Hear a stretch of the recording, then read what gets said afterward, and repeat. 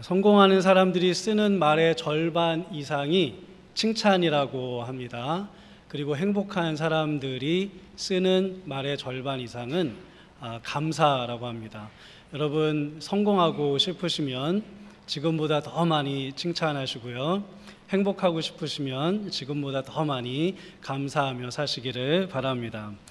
몇 해 전에 둘째 아이가 태어나고 한 100일이 조금 더 지나서쯤에 아이가 혈변을 보고요. 며칠 동안 굉장히 고통스럽게 계속 울었습니다.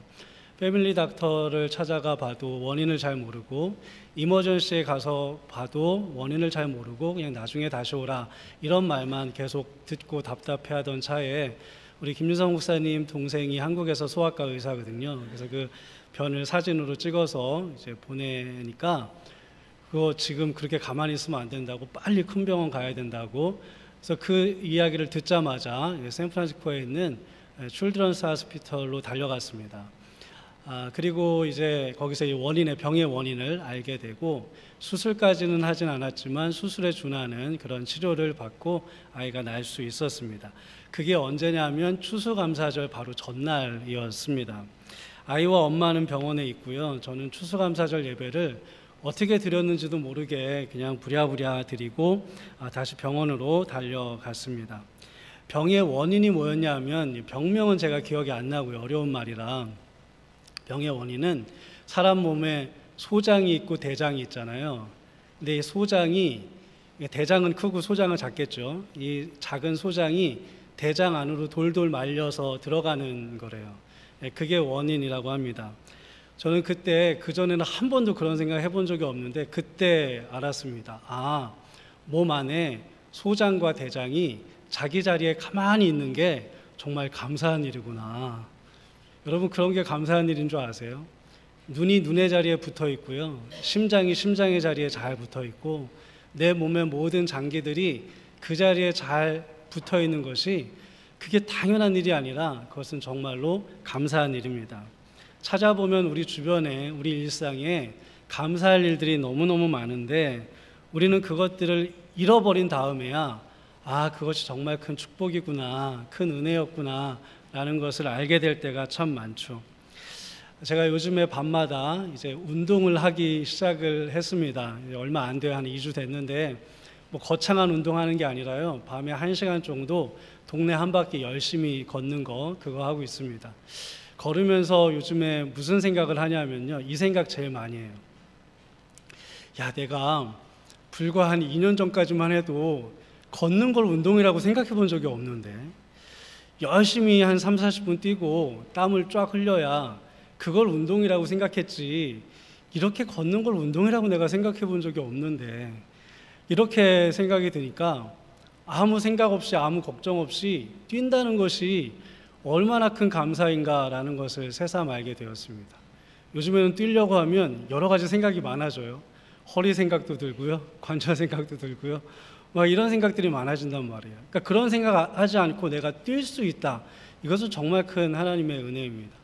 그러면서 또 하나 생각하는 것은 그럼 지금 내가 이렇게 열심히 걸을 수 있는 것도 이것도 정말 큰 감사의 거리구나 라는 생각도 듭니다. 사실 우리가 이건 정말 감사할 일이야 라고 나도 모르게 저절로 나오는 감사 있잖아요. 그런 감사들은 사실 우리가 사는데 없어도 그렇게 크게 지장 없는 것들이 대부분입니다. 여기 계신 우리 권사님들, 우리 여자 집사님들, 여자 성도님들 누군가가 여러분에게 그냥 아무 조건과 대가 없이 선물로 다이아몬드를 선물한다고 이렇게 생각해 보세요. 저희 캐럿 개념이 없는데 5캐럿이면 굉장히 많은 건가요? 뭐 제가 실제로 드리는 거 아니니까 그냥 더 붙여서 한 10캐럿이라고 생각하시고 10캐럿짜리 다이아몬드를 여러분에게 준다고 생각해 보세요. 그러면 여러분은 누가 뭐 시키지 않아도 저절로 여러분의 입에서 아이고 감사합니다 라는 말이 절로 나올 겁니다. 아마 여기 계신 우리 남성 성도님들 누군가가 요즘에 좋은 차가 뭐가 있나요? 테슬라면 좋은가요? 테슬라의 아주 최고급 사양을 여러분에게 공짜로 이렇게 준다면 누가 뭐 이렇게 가르쳐 주지 않아도 아이고 감사합니다 라는 말이 절로 나올 겁니다. 그런데 이렇게 내가 무언가를 받고 절로 감사가 나올 것들은 생각해 보면 없어도 되는 것이 상당히 많습니다.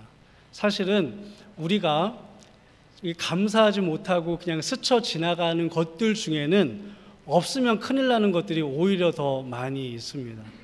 하나님이 우리에게 공짜로 나누어 주시는 공기, 우리가 마음껏 숨을 쉴 수 있다는 것, 이것을 감사하는 사람들은 아마도 별로 없겠죠. 요즘 제가 읽고 싶은 책이 하나가 생겼습니다. 얼마 전에 제가 신문에서 이렇게 소개된 걸 보았는데요. 책의 제목이 숨 쉬지 못해도 괜찮아라는 책입니다. 이 책의 저자는 김온유 씨인데 이분은 정말로 안타까운 사고를 당했습니다. 2002년이래요. 아마도 거기 그 신문의 나이는 정확히 그때의 나이가 나오지 않지만 대략 계산해 보니까 그분이 한 중학교 때나 혹은 고등학교 때인 것 같아요. 2002년에 감기 기운이 있어서 감기 치료하러 병원에 갔는데 병원에서 이 흉막 쪽에 뭐가 좀 혹 같은 게 보인다고 그걸 제거해야 된다는 진단을 내렸답니다. 근데 그 진단이 오진이었어요. 그때부터 수술을 받는데 수술이 다 잘못돼서 갈비뼈가 다 소실되고요, 척추가 내려앉고요, 또 이 흉막도 다 내려앉아서 그 수술의 후유증으로 이분은 자가 호흡을 하지를 못합니다. 그러면 산소호흡기를 끼고 호흡하면 되잖아요. 이분의 상태는 너무 심각해서 그것도 안 된대요. 기계로도 숨을 못 쉬어서 어떻게 숨을 쉬냐 하면 이 목에다가 튜브를 꼽고 수동식 인공호흡기로만 숨을 쉴 수 있답니다. 그 수동식 인공호흡기 이름이 엠버라 그래요. 엠버는 여기 이렇게 튜브가 이렇게 달린 건데 그래서 사람이 옆에서 이렇게 눌러줘야 숨을 쉴 수 있는 거예요. 24시간 지금까지 16년째 그렇게 숨을 쉬면서 살아가고 있는 분입니다. 교회 청년부에서 먼저 자원봉사자가 필요하니까 우리 그 온유 릴레이라는 걸 하자라고 시작했는데 지금은 전국적으로 많은 분들이 와서 이제 도와준대요. 이분의 호흡을 위해서 하루에 필요한 자원봉사자 수가 10명에서 13명 정도랍니다. 24시간 교대하면서 옆에서 숨을 불어 넣어주는 거예요. 얼마나 힘겨운 삶을 살아가고 있습니까? 우리가 정말 감사하지도 않은, 정말 너무나도 당연하게 생각하는 숨 쉬는 것, 그것을 이분은 옆에서 하루에 10명, 13명이 도와줘야 겨우 숨을 쉬면서 살아갈 수 있습니다. 근데 이분은 그래도 하나님의 은혜로 자기가 지금 살고 있다고, 많은 분들의 도움으로 자기가 지금 살고 있다고, 그리고 이렇게 누워서밖에 살 수 없는 자기에게 하나님께서는 크신 은혜 주셔서 자기를 통해서도 여러 가지 일들을 하신다고 그렇게 감사의 말을 합니다. 그런데 마음껏 숨을 쉬면서 사는 우리는 우리가 얼마나 큰 감사의 조건들을 가지고 살아가고 있는지 모를 때가 너무너무 많죠. 오늘 우리는 추수감사주일을 맞아서 감사 발표회를 합니다. 제가 이제 20자 이내로 감사 발표 문구를 만들려고 했는데 어떠셨습니까? 아까 장로님 기도하실 때 처음에 부담으로 시작했다 그랬는데 아마 부담스러우셨을 것 같아요. 그런데 그 20자라는 글자 수가 여러분들의 감사를 표현하기에 나 올해 감사할 거 너무 많은데 어떻게 20자로 다 표현해? 이렇게 턱없이 부족한 숫자였습니까? 아니면 아유 도대체 여기에다 내가 뭘 적어야 되나? 이렇게 좀 난감한 그런 숫자였습니까? 혹시 목장에서 서로 감사를 나누라고 할 때 올해는 정말 감사할 게 별로 없는데 이렇게 난감해하신 분들은 없으셨는지 모르겠습니다. 작고 평범하고 하찮아 보이는 것들이 사실은 정말 우리에게 꼭 필요한 그러한 은혜와 축복들입니다. 많은 부모들이요 자녀들에게 감사 교육을 하죠. 무엇인가를 받으면 감사합니다, 고맙습니다 하고 받으라는 교육을 하는 겁니다. 이때 부모들이 아이들에게 얘야 너는 몇백 불짜리 고가의 옷이나 장난감을 받을 때만 감사합니다, 고맙습니다 라고 해야 돼 라고 가르치는 부모는 하나도 없습니다.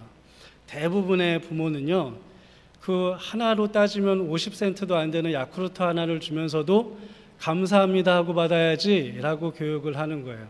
저는 때때로 우리 아이가 물 좀 주세요 그러면 돈 하나도 안 나가는 물을 떠주면서도 감사합니다 해야지 라고 가르칠 때가 많습니다. 만일 어떤 아이가 100불짜리 장난감을 받을 때에만 우렁찬 목소리로 감사합니다 라고 하고 작은 사탕을 하나 주면 눈도 안 마주치고 휙 하고 돌아서 간다면 그 아이는 사랑스러운 아이이겠습니까? 이제 한 달 후면 성탄절인데 부모가 돈이 없어서 1불도 안 되는 아주 작은 그 연필 하나 또 노트 하나 이렇게 사서요, 정말 미안한 마음에 아이에게 주면서 얘야, 다음에는 엄마 아빠가 더 좋은 거 사줄게 이렇게 이야기하는데 아이가 그걸 받고 엄마 아빠한테 확 달려와 와락 목을 끊어 안으면서 엄마 아빠 저에게 이렇게 귀한 거 주셔서 감사합니다. 그리고 엄마 아빠가 저에게는 최고로 귀한 선물이에요 라고 말을 한다면 그 부모의 그 기쁨은 정말 이루 설명할 수 없을 것입니다. 저는 우리 하나님도 마찬가지라고 생각을 해요. 하나님은 우리가 큰 것에만 감사하는 사람이 되기를 원치는 않으십니다. 죽을 병에서 살려주신 것, 크게 성공하게 해주신 것, 좋은 집 산 것, 그런 것만 감사한다면 하나님의 마음이 서글프지 않겠습니까? 여러분의 자녀가 만약에 그렇게 큰 거에 대해서만 여러분에게 감사한다면 여러분들은 서글프지 않으시겠어요? 하나님은 이미 우리의 일상에 정말 많은 것들을 베풀어 주셨습니다. 그것들을 하찮게 여기지 않고 하나하나 기억하면서 감사할 때 그때 그 감사를 받는 우리 주님의 기쁨은 정말 이루 말할 수 없을 거예요. 저는 무심코 우리 아이에게 난 이거 선물이라고 생각하지도 않고 작은 것을 하나 딱 줄 때 가끔 아이가 받고 너무 내 기대와 다르게 감사할 때가 있거든요. 그럴 때 어떤 마음이 드냐면 내가 왜 이렇게 작은 거 줬을까라는 마음이 들어요. 그리고 뭔가 다음에는 정말 큰 것을 줘야지라는 마음이 제가 의식적으로 생각해서가 아니라 마음속에서 막 이렇게 샘솟아 오릅니다. 우리가 하나님 앞에 작은 것, 평범해 보이는 것, 때로는 고난이 와도 감사한다면 그런 자녀를 보시는 우리 하늘 아버지의 마음에 내가 다음에는 정말 큰 것 줘야지 라고 하는 그 마음이 샘솟듯 솟아날 것이라고 그렇게 생각이 됩니다. 다윗의 시편에는요, 정말 어떤 기막힌 기적이나 어떤 눈이 휘둥그레질 만한 대단한 축복에 대한 감사보다 일상에 정말 너무너무 평범한 것들에 대한 감사가 더 많이 나오는 거 아세요? 낮에 태양, 밤하늘의 달과 별, 밤에 잠자는 거, 아침에 일어나는 거, 우리는 그게 있는지 없는지도 모르고 그런 일을 하는지 마는지도 모르고 스쳐 지나간 하루의 일상을 다윗은 하나님 앞에 찬양하며 감사하며 그렇게 나아갑니다. 아마 하나님이 다윗을 그렇게 기뻐하시고 큰 축복 주신 것도 그런 감사하는 습관 때문이 아니었을까 그렇게 생각이 돼요. 예수님도 그러셨습니다. 오늘 본문은 우리가 교회 다닌 사람이라면 너무나도 잘 아는 오병이어 사건에 나온 한 구절입니다. 수많은 사람들이 아침부터 모여서 예수님의 말씀을 들었습니다. 얼마나 그 말씀을 사모했는지 점심이 지나고 저녁이 다 될 때까지 열심히 하루 종일 말씀을 들었습니다. 저녁이 되니까 배가 고픕니다. 배고프다고 하는 사람들이 많아졌습니다. 예수님이 제자들에게 먹을 것을 좀 마련해 보라고 하니까 한참 동안 동분서주 뛰어다니던 제자들이 가져온 게 고작 물고기 2마리와 보리떡 5개였습니다. 아마 오늘날 직장에서 상사가 밑에 사람들에게 시켰는데 일을 이렇게 한다면 그 자리에서 아마 잘렸을 겁니다. 그렇게 부족하게 갖고 왔어요. 제가 한번 입장을 바꿔서 생각을 해봤거든요. 사람들이 제 설교를 너무너무 사랑해서 이 자리에 한 1000여 명이 아침부터 모였습니다. 말씀을 1시간 준비했는데 1시간을 전했는데 또 해달라는 거예요. 또 했는데 또 해달라는 거예요. 그렇게 1시간, 2시간, 3시간, 6시간, 7시간, 8시간, 9시간 밤까지 저녁 6시, 7시까지 그 말씀을 사모하는 마음으로 열심히 그 사람들이 들었습니다. 그렇게 저녁이 되니까 배고프다고 하는 사람들이 늘어나는 거예요.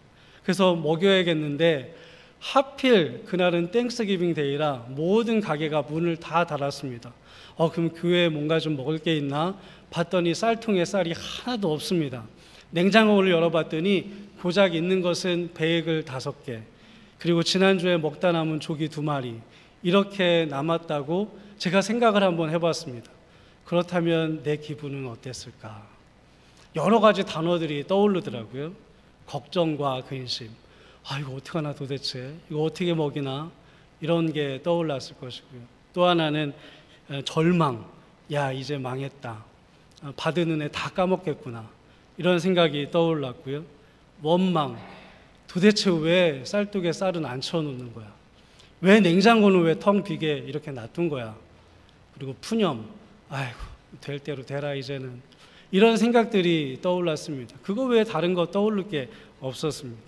그런데 예수님은 훨씬 더 악조건 속에서 물고기 2마리와 보리떡 5개밖에 없음을 확인하신 후에 무엇을 하셨습니까? 오늘 본문에 보면 예수님은 감사하셨습니다. 아마 이렇게 하셨을 것 같아요. 하나님 아버지, 이렇게 귀한 것 주셔서 감사합니다. 이런 기도도 하셨을 것 같아요. 하나님, 이렇게 어린 아이를 통하여서 귀한 헌신을 보게 하여 주시니 정말 감사합니다. 그 감사를 받으신 하나님의 기쁨은 이루 말할 수가 없으셨습니다. 예수님은 작은 것에 감사하셨고, 없는 중에 감사하셨고, 난감한 상황에서 감사하셨습니다.